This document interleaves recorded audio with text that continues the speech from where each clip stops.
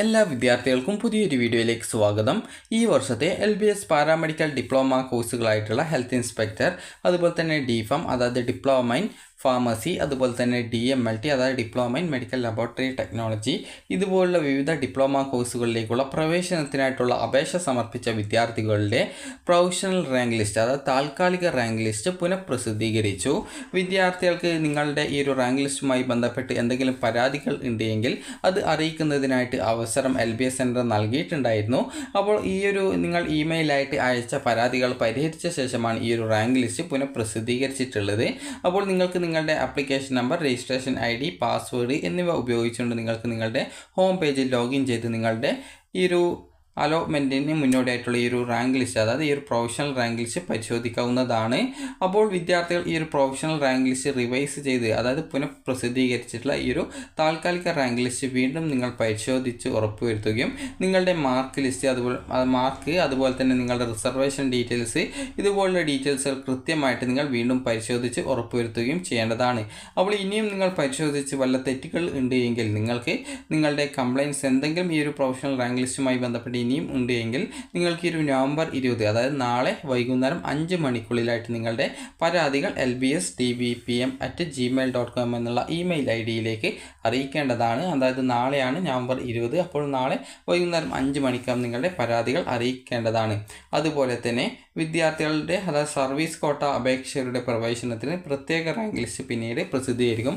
Service കോട്ട എന്ന് പറഞ്ഞാൽ ജോബ് ചെയ്തുകൊണ്ട് ജോബ് ചെയ്യുന്നവർക്കായിട്ട് ഒരു പ്രത്യേക റിസർവേഷൻ ഉണ്ട്. അപ്പോൾ ആ റിസർവേഷനിൽ അലോട്ട്മെൻറ്റിന് വേണ്ടി അപേക്ഷ സമർപ്പിച്ച വിദ്യാർത്ഥികൾ അതായത് ഈ ഒരു അപേക്ഷ സമർപ്പിച്ച കാൻഡിഡേറ്റ്സിനെയാണ് ഈ ഒരു സർവീസ് കോട്ട അപേക്ഷകർ എന്ന് പറയുന്നത്.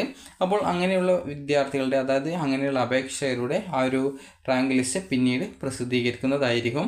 അതുപോലെ തന്നെ വിദ്യാർത്ഥികൾ നിലവിൽ നിങ്ങളുടെ ഈ ഒരു പ്രൊഫഷണൽ അലോട്ട്മെൻറ്റ് അതായത് പ്രൊഫഷണൽ റാങ്ക് ലിസ്റ്റ് ഒന്നുകൂടി പരിശോധിക്കുക. നിങ്ങൾക്ക് എന്തെങ്കിലും നിങ്ങളുടെ ഈ ഒരു ആപ്ലിക്കേഷനുമായി ബന്ധപ്പെട്ട് നിങ്ങളുടെ മാർക്ക് ഡീറ്റെയിൽസ്, അതുപോലെ തന്നെ നിങ്ങളുടെ പേഴ്സണൽ ഡീറ്റെയിൽസ് അല്ലെങ്കിൽ റാങ്ക് ഡീറ്റെയിൽസ് എന്നിവ സംബന്ധിച്ച് നിങ്ങൾക്ക് എന്തെങ്കിലും പരാതികൾ നിങ്ങൾ ഓൾറെഡി നൽകിയിട്ടുണ്ടായിരുന്നുവെങ്കിൽ അത് പരിഹരിച്ച ശേഷമാണ് ഇപ്പോൾ പുതുതായിട്ട് വീണ്ടും നിങ്ങളുടെ ആ റാങ്ക് ഡീറ്റെയിൽസ് വീണ്ടും പ്രസിദ്ധീകരിച്ചിട്ടുള്ളത്.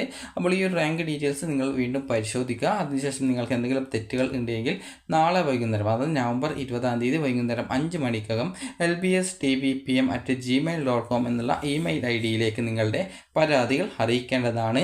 പരാതികൾ അയക്കുന്ന സമയത്ത് നിങ്ങളുടെ ആപ്ലിക്കേഷൻ നമ്പർ അതിൽ മെൻഷൻ ചെയ്യേണ്ടതാണ്. അപ്പോൾ വിദ്യാർത്ഥികൾക്ക് ഇവിടെ നിങ്ങൾക്ക് കാണാൻ സാധിക്കുന്നതാണ്. അതായത് സൈഡിലായിട്ടുള്ള 3 ലൈൻസ് കാണാം, അതിൽ ക്ലിക്ക് ചെയ്യുക, ലോഗിൻ ചെയ്യുക. അതുപോലെ തന്നെ ലോഗിൻ ചെയ്യും മുമ്പായിട്ട് നിങ്ങൾക്ക് നിങ്ങളുടെ ആ ഒരു ലോഗിൻ ചെയ്യാനുള്ള ആപ്ലിക്കേഷൻ നമ്പറും രജിസ്ട്രേഷൻ ID അറിയില്ല എങ്കിൽ ഇൻഫോ റിക്കവറി എന്നുള്ള ആ ഒരു ബട്ടൺ ക്ലിക്ക് ചെയ്യുക. അതായത് ആപ്ലിക്കേഷൻ ഇൻഫോ റിക്കവറി എന്നുള്ളത് ക്ലിക്ക് ചെയ്യുക. അതിനുശേഷം നിങ്ങളുടെ ഡേറ്റ് ഓഫ് ബർത്തും രജിസ്ട്രേഷൻ ചെയ്യുമ്പോൾ നൽകിയ മൊബൈൽ നമ്പർ, രജിസ്ട്രേഷൻ ചെയ്യുമ്പോൾ നൽകിയ ഇമെയിൽ ID എന്നിവ നൽകി റിക്കവറിൽ ക്ലിക്ക് ചെയ്ത് കഴിഞ്ഞാൽ നിങ്ങൾക്ക് നിങ്ങളുടെ ആ ഒരു ആപ്ലിക്കേഷൻ നമ്പർ, രജിസ്ട്രേഷൻ ID അതുപോലെ തന്നെ ചലാൻ എന്നിവ നിങ്ങൾക്ക് തിരികെ റിക്കവർ ചെയ്യപ്പെട്ട് ലഭിക്കുന്നതായിരിക്കും. ഞാനിവിടെ പ്രത്യേകിച്ചൊന്നും കൊടുക്കാത്തതുകൊണ്ടാണ് ഇതേ രീതിയിൽ കാണുന്നത്. അപ്പോൾ നിങ്ങൾ ജസ്റ്റ് ലോഗിൻ ചെയ്ത് നിങ്ങളുടെ ആ ഒരു ഡീറ്റെയിൽസ് കൃത്യമായിട്ട് വീണ്ടും പരിശോധിച്ച് നോക്കുക. അതുപോലെ തന്നെ ചില വിദ്യാർത്ഥികൾ ഇവിടെ പ്രൊഫഷണൽ റാങ്ക് ലിസ്റ്റ് എന്ന് പറഞ്ഞുകൊണ്ട് അതായത് ഇൻഡെക്സ് പേജിൽ നൽകിയിട്ടുള്ള ആ ഒരു രീതിയിൽ നിങ്ങൾ സെലക്ട് ചെയ്യുന്ന സമയത്ത് ഇതിൽ നിങ്ങൾക്ക് നിങ്ങളുടെ ആ ഒരു അതായത് DHAയുടെയും അതായത് ഈ ഒരു DHAയുടെയും മറ്റ് പാരാമെഡിക്കൽ ഡിപ്ലോമ കോഴ്സുകളുടെയും റാങ്ക് ലിസ്റ്റിൽ നിങ്ങളുണ്ട്. എന്നാൽ നിങ്ങൾക്ക് ഈ ഒരു DPharmൻ്റെ റാങ്ക് ലിസ്റ്റിൽ നിങ്ങളുടെ പേര് അല്ലെങ്കിൽ നിങ്ങളുടെ ആപ്ലിക്കേഷൻ നമ്പർ കാണുന്നില്ല എന്നുള്ളത് വിദ്യാർത്ഥികൾ പറഞ്ഞൊരു പരാതിയായിരുന്നു. അപ്പോൾ ഈ ഒരു ലിസ്റ്റ് നിങ്ങൾ കൃത്യമായിട്ട് പരിശോധിക്കുക. ഇതിൽ നിങ്ങളുടെ പേര് ഉണ്ടോ എന്നുള്ളത് ആദ്യം നിങ്ങൾ ഇവിടെ ഏത് കോട്ടയാണോ, അത് സ്റ്റേറ്റ് മെറിറ്റ് ആണോ അല്ലെങ്കിൽ നിങ്ങളുടെ റിസർവേഷൻ കാറ്റഗറി അതായത് കമ്മ്യൂണിറ്റി വിഭാഗം ഏതാണ് അതനുസരിച്ച് നിങ്ങൾ അതുകൂടി സെലക്ട് ചെയ്ത് നോക്കേണ്ടതാണ്. ആദ്യം നിങ്ങൾ ഈ ഒരു സ്റ്റേറ്റ് മെറിറ്റ് പരിശോധിക്കുക. അതിനുശേഷം പിന്നീട് ഇതിൽ നിങ്ങളുടെ ആ ഒരു ആപ്ലിക്കേഷൻ നമ്പർ വന്നിട്ടുണ്ടോ, അതുപോലെ തന്നെ നിങ്ങളുടെ റാങ്ക് ഡീറ്റെയിൽസ് അതുപോലെ തന്നെ മാർക്ക് ഡീറ്റെയിൽസ് ഒക്കെ വന്നിട്ടുണ്ടോ എന്ന് നോക്കുക. അതിനുശേഷം നിങ്ങൾ ചെയ്യേണ്ടത് ഈ ഒരു DPharmൽ തന്നെ ഒരു ഉദാഹരണത്തിന് നിങ്ങളിപ്പോൾ ഈ ഒരു EO വിഭാഗത്തിലാണെങ്കിൽ EO എന്നുള്ളത് സെലക്ട് ചെയ്യുക, ഷോയിൽ ക്ലിക്ക് ചെയ്യുക. അതിനുശേഷം ആ ഒരു കോട്ടയുടെ ആ ഒരു DPharmൻ്റെ ആ ഒരു റാങ്ക് ലിസ്റ്റിൽ നിങ്ങളുടെ റാങ്ക് എത്രയാണെന്നുള്ളത് കൃത്യമായിട്ട് നിങ്ങൾ പരിശോധിക്കുക. ഇത് പരിശോധിച്ച ശേഷം പിന്നീട് അടുത്തത് ഈ ഒരു DHA ആൻഡ് പാരാമെഡിക്കൽ കോഴ്സസ് ആണ്, അതുകൂടി സെലക്ട് ചെയ്യുക. അതിനുശേഷം നിങ്ങൾ ഈ ഒരു സ്റ്റേറ്റ് മെറിറ്റ് കാറ്റഗറിയുടെ ഇത് നോക്കുക. അതിൽ നിങ്ങളുടെ റാങ്ക് എത്രയാണ് ഉള്ളത് ഇതേ രീതിയിൽ നിങ്ങൾ സെലക്ട് ചെയ്ത് പരിശോധിക്കുക. അതിനുശേഷം നിങ്ങൾ ഇത് പരിശോധിച്ച ശേഷം പിന്നീട് നിങ്ങൾക്ക് വീണ്ടും നിങ്ങളുടെ റിസർവേഷൻ ഏത് കോട്ടയിലാണ്, അതായത് ഏത് കമ്മ്യൂണിറ്റിയിലാണ്, ആ ഒരു റിസർവേഷൻ കമ്മ്യൂണിറ്റി ഉണ്ട് എങ്കിൽ ഷോയിൽ ക്ലിക്ക് ചെയ്ത് നിങ്ങൾ ആ ഒരു കമ്മ്യൂണിറ്റിയിലെ നിങ്ങളുടെ റാങ്ക് ഡീറ്റെയിൽസ് കൃത്യമായിട്ട് പരിശോധിക്കുക. അപ്പോൾ ഇതിൽ നിങ്ങളുടെ ആപ്ലിക്കേഷൻ നമ്പർ ഈ പറഞ്ഞ രീതിയിൽ നിങ്ങൾ പരിശോധിച്ച സമയത്ത് ഇതിൽ നിങ്ങളുടെ ആപ്ലിക്കേഷൻ നമ്പേഴ്സ് ഉണ്ട് എന്നുള്ളത് നിങ്ങൾ ഉറപ്പുവരുത്തുക. ആപ്ലിക്കേഷൻ നമ്പർ ഇല്ല എന്നാണെങ്കിൽ നിങ്ങൾക്ക് പരാതികൾ നൽകാവുന്നതാണ്. അതുപോലെ തന്നെ ഇതിൽ നിങ്ങൾ പരിശോധിച്ച ശേഷം പിന്നീട് നിങ്ങൾ ലോഗിൻ ബട്ടണിൽ ക്ലിക്ക് ചെയ്തുകൊണ്ട് നിങ്ങൾക്ക് നിങ്ങളുടെ ആപ്ലിക്കേഷൻ നമ്പർ നൽകി വെരിഫൈ ചെയ്യുക. അതുപോലെ തന്നെ രജിസ്ട്രേഷൻ ID നൽകുക. അതുപോലെ തന്നെ പാസ്വേഡ് കൂടി നൽകി സൈൻ ഇൻ ചെയ്യുക. സൈൻ ഇൻ ചെയ്ത് കഴിഞ്ഞാൽ വിദ്യാർത്ഥികൾക്ക്, അതായത് ആപ്ലിക്കേഷൻ നമ്പർ നൽകി വെരിഫൈ ചെയ്താലാണ് ഈ രജിസ്ട്രേഷൻ IDയും പാസ്വേഡ് നൽകാനുള്ള ഭാഗം വരൂ. അപ്പോൾ അതുകൂടി നൽകിയ ശേഷം നിങ്ങൾ സൈൻ ഇൻ ചെയ്യുക. സൈൻ ഇൻ ചെയ്ത ശേഷം നിങ്ങൾക്ക് ഒരു ലോഗിൻ ചെയ്ത പേജിൽ തന്നെ നിങ്ങൾക്ക്, അതായത് ഇതുപോലെ കാണാൻ സാധിക്കും. സൈഡിലായിട്ട് 3 ലൈൻസ് കാണാം. അതിൽ ക്ലിക്ക് ചെയ്ത ശേഷം നിങ്ങൾക്ക് ഇൻഡെക്സ് ആൻഡ് റാങ്ക് ഡീറ്റെയിൽസ് എന്നുള്ളൊരു ഓപ്ഷൻ ഉണ്ടാവും. അപ്പോൾ നിങ്ങൾ ആ ഒരു റാങ്ക് ഡീറ്റെയിൽസ് അല്ലെങ്കിൽ റാങ്ക് ലിസ്റ്റ് എന്നാണ് കാണാൻ പറ്റുക. അതിൽ ക്ലിക്ക് ചെയ്യുക.